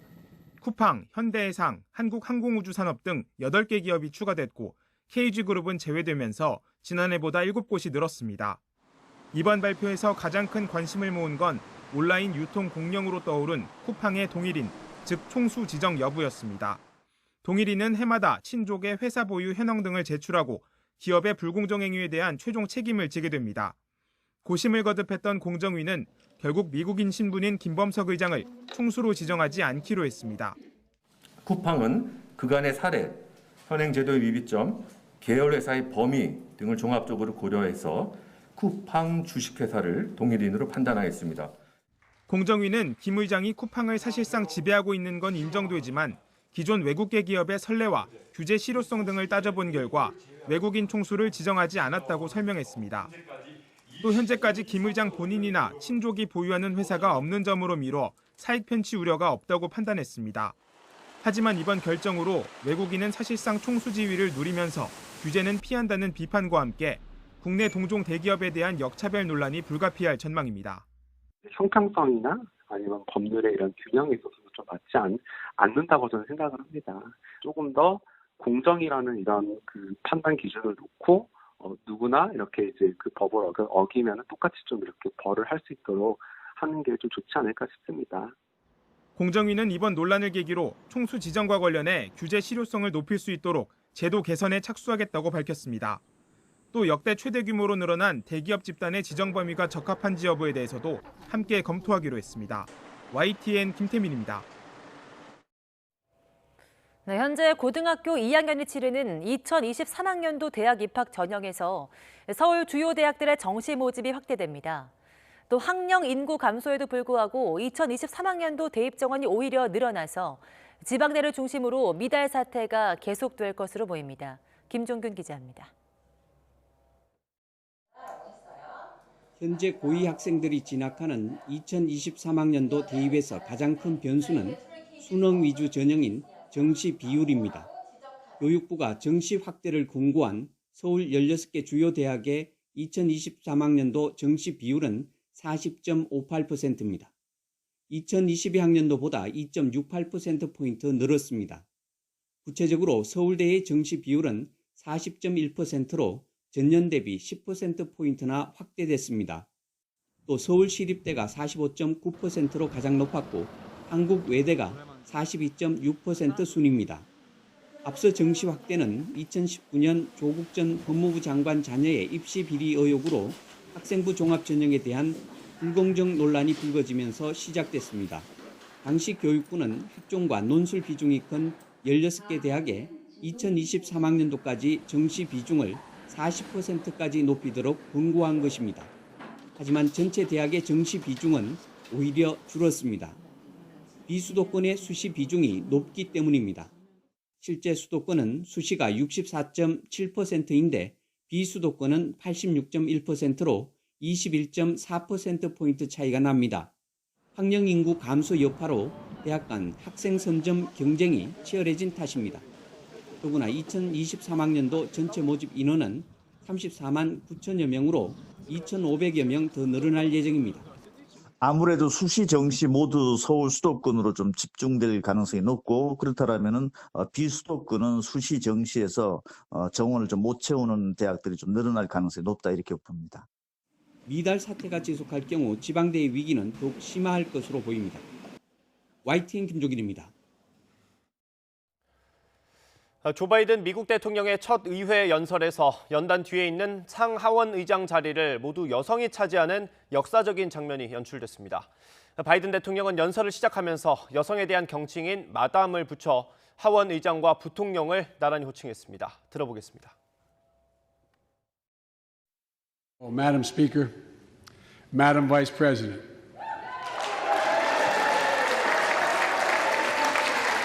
No president has ever said those words from this podium. No president has ever said those words. And it's about time.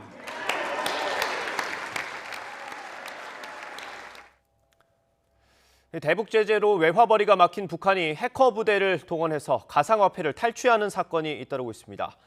국내 공공기관에서도 북한 소행으로 추정되는 해킹 공격이 포착됐습니다. 휴대폰에서 이메일을 열면 악성 코드를 심어서 정보를 빼가는 수법입니다. 황혜경 기자의 보도입니다. 공공기관에서 근무하는 A씨는 지난해 12월 모르는 사람에게서 이메일 한 통을 받았습니다. 제목은 서미츠 피해자 보상 고객 대응 매뉴얼. 서미츠는 삼성코인으로 불리며 논란이 됐던 가상화폐로 그간 가상화폐에 투자했던 A씨는 별다른 의심 없이 메일을 열었습니다. 본문에는 내용 없이 다른 사이트로 연결되는 주소만 있었는데 이 링크는 휴대폰에서 클릭할 경우 자동으로 드롭팡이라는 악성 앱이 깔리고 전화 안에 각종 정보를 빼돌리도록 돼 있습니다. 특히 이 앱은 이더, 코인, 토큰과 같은 가상화폐 관련 단어 13가지가 포함된 정보를 선별적으로 수집하는 기능도 갖춘 것으로 드러났습니다. 만약 휴대폰으로 메일을 확인했다면 가상화폐 계좌의 돈이 빠져나가는 등 큰 피해를 입을 뻔한 겁니다. 공공기관 인터넷망을 관제하던 국가정보원에서 관련 사실을 포착하고 악성 코드를 제거하는 등 조치를 취했지만 이처럼 금전 탈취를 목적으로 가상화폐 시세 확인 앱 등으로 위장한 악성 코드 여러 종이 이미 국내에 유포된 것을 확인했습니다. 유포 방식이나 사용한 코드 등을 분석해 볼 때 북한 소행으로 강력히 추정되고 있습니다. 개인들이 판단할 수 없도록 보내는 악성 코드가 사실 최신 트렌드예요. 모르는 사람한테 온 압축 파일을 내가 열어봤는데 거기 안에 exe 파일이 있다 하고는 좀 주의를 해야 되는 거죠.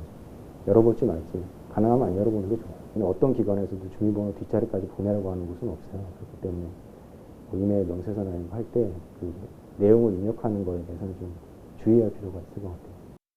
최근 국내 가상화폐 투자 바람이 거세지면서 같은 언어를 사용하는 북한 해커들에게 국내 개인 투자자들은 주요 표적이 되고 있습니다. 김장훈 위원장이 직접 챙기는 것으로 알려진 해킹 조직에서 신종 수법을 지속적으로 개발해내는 만큼 보안 시스템 강화와 개인 보안 수칙 준수가 그 어느 때보다 중요해지고 있습니다. YTN 황혜경입니다. 경남 창원 도심에 멧돼지가 출몰해서 한바탕 소동이 벌어졌습니다. 네, 초등학교에까지 들어간 멧돼지는 실탄을 맞고 사살됐습니다. 오태인 기자입니다. 경남 창원에 있는 한 초등학교 운동장. 140kg이 넘는 육중한 멧돼지 한 마리가 학교 운동장을 가로지릅니다. 담장 밖 건널목에서 등교하던 학생은 깜짝 놀라 달아납니다. 학교 관계자는 멧돼지가 운동장 밖으로 나가지 못하게 황급히 교문을 닫습니다. 등교 학생들이 많이 없었습니다. 멧돼지와 마주친 학생들은 실제로 많이 없었고요. 다친 아이들은 전혀 그러다 보니까 없었습니다. 신고를 받고 출동한 경찰은 인적이 드문 곳으로 몰아 실탄으로 제압합니다. 쏴라! 경찰이 쏜 실탄 2발과 엽사가 쏜 3발에 멧돼지가 사살되면서 등굣길 소동은 끝났습니다. 멧돼지를 이제 제압하기 위해서 제가 포위 배치를 한 다음에 제가 권총을 한 발 격발하고 또 옆에 있던 동료가 한 발 격발해서 멧돼지를 저희가 제압했습니다. 창원 도심에 멧돼지가 나타났다는 신고는 새벽 2시 40분부터 10번 넘게 이어졌습니다. 6시간이 넘게 도심을 휘저었고 자전거로 출퇴근하던 시민이 스쳐 넘어져 다쳤습니다. 창원시는 멧돼지가 먹을 것을 찾아 도심으로 내려온 것으로 보고 있습니다. 또 혹시나 멧돼지와 마주치면 뛰거나 소리치지 말고 나무 등에 몸을 숨기고 신고해달라고 당부했습니다. YTN 오태인입니다. 인천 도심공원이 특화된 조명과 미디어 파사드 연출을 통해 생기 넘치는 명소로 거듭났습니다. 네, 인천시는 도심공원 등을 야간 경관 10대 명소로 선정해서 시민들이 찾고 싶은 공간으로 개선할 계획입니다. 보도에 이기정 기자입니다.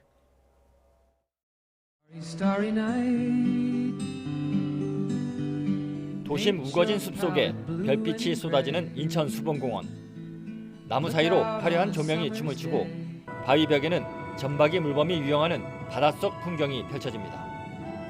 도심을 배경으로 환하게 빛나는 초승달 위에 걸터 앉으면 어느덧 동화 속 주인공이 됩니다. 동화 속? 그런데 걷는 느낌이 나가지고 맨날 산책 오고 싶더라고요. 저녁에도 저렇게 해놓으면 뛰놀 때가 있을 것 같아서 너무 좋을 것 같아요. 네.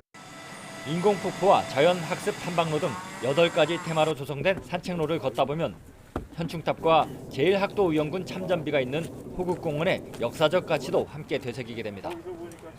인천시는 지난해 공원 내 통신탑 인근 경관을 개선한 데 이어 이번에 수봉 별마루 점등식을 열었습니다.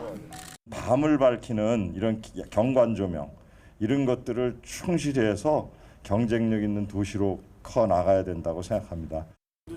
공원에 빛과 생기를 불어넣는 미디어 파사드는 저녁 8시부터 2차례 연출되며 여름철엔 밤 9시부터로 늦춰집니다. 인천시는 수봉공원 외에도 송도 센트럴파크와 차이나타운, 청라지구 등 10곳을 야간 경관 10대 명소 사업 대상으로 선정해 시민들이 안심하고 즐길 수 있는 특별한 공간으로 만들겠다는 계획입니다. YTN 이기정입니다.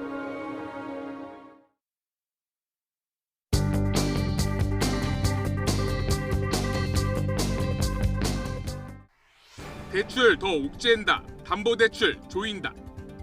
오늘 아침 신문들은 대출 규제 강화와 신규 택지 발표 연기 소식을 일면에 함께 실었습니다. 특히 문재인 정부 주택 공급 대책의 핵심인 수도권 신규 공공택지 입지 발표가 하반기로 미뤄진 것을 두고 신문들은 LH 사태에 이은 광범위한 투기 의혹이 결국 발목을 잡았다고 분석했습니다. 화이자 부족한 서울 1차 접종 예약 중단. 다음 달부터 서울에서 75세 이상의 코로나 백신 접종이 중단될 것으로 보인다는 동아일보 보도입니다. 이들이 맞을 화이자 백신이 모자란 탓으로 서울시는 각 구청에 예약을 받지 말란 공지를 보냈다고 합니다. 삼성생명 대주주 변동을 보면 이건희 유산 배분 실마리 있다. 판결에는 고 이건희 삼성회장이 아직 삼성생명 최대 주주라는 점에 주목해 유산을 이재용 부회장에게 몰아줄진 다음 달 3일 공시를 통해 드러나게 될 것이라고 내다봤습니다. 문재인 정부 마지막 검찰총장 후보들이 발표된 것을 두고 신문들은 왜 이성윤 서울중앙지검장이 빠졌냐를 취재했습니다.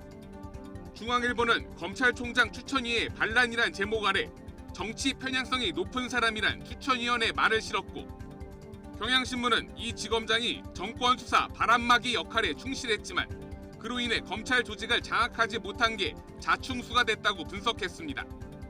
조선일보는 차기 검찰총장이 김호수 전 법무차관이 유력하다는 관측을 소개했습니다. 70년 가까이 노동법 사각지대에 있던 가사 노동자들이 연차 휴가나 퇴직급여, 사회보험 등을 보장받게 될 것으로 보인다고 경향신문이 보도했고 더불어민주당 윤호중 원내대표는 조선일보와의 인터뷰에서 가상화폐 투자 소득에 대한 조세 감면은 특혜라며 감면은 없다고 선을 그었습니다.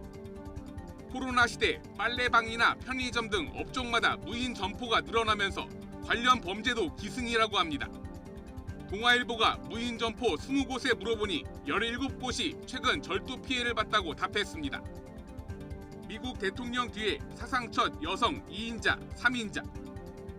끝으로 신문 대부분이 일면 사진으로 선택한 조 바이든 미국 대통령의 의회 연설 모습입니다. 박수를 치는 두 여성은 상원 의장인 카멀라 해리스 부통령과 낸시 펠로시 하원 의장으로 미국 역사상 상하원 의장이 모두 여성인 것은 처음이라고 합니다. 조간 브리핑 권남기입니다. 곳곳에 황사를 씻어내는 단비가 내리고 있습니다. 비는 아침에 대부분 그치겠지만 종일 흐린 날씨가 이어지며 낮에도 서늘하겠는데요. 오늘 서울의 한낮 기온은 16도로 어제보다는 4도가량이 낮겠습니다. 현재 비구름이 동쪽으로 빠져나가면서 수도권의 빗줄기는 많이 약해졌고요. 강원도는 오늘 밤까지 비가 오락가락 이어지겠습니다. 오늘 전국이 대체로 흐리겠고 낮 동안에는 가끔 빗방울 정도만 떨어지겠는데요. 다만 오늘 밤 또다시 제주와 남해안에서 비가 시작돼 내일은 전국에 또 한 차례 비가 내리겠습니다. 오늘은 낮에도 종일 서늘하겠습니다. 오늘 서울의 한낮 기온 16도, 대전은 17도, 대구는 20도 선을 보이겠습니다. 내일은 전국에 비가 내리겠고요. 중부와 경북 지방은 모레 낮까지도 길게 이어질 전망입니다. 지금까지 날씨 정보였습니다. 네, 굿모닝 YTN 여기서 마치겠습니다. 잠시 후 YTN 24가 이어집니다. 함께해 주신 여러분 고맙습니다.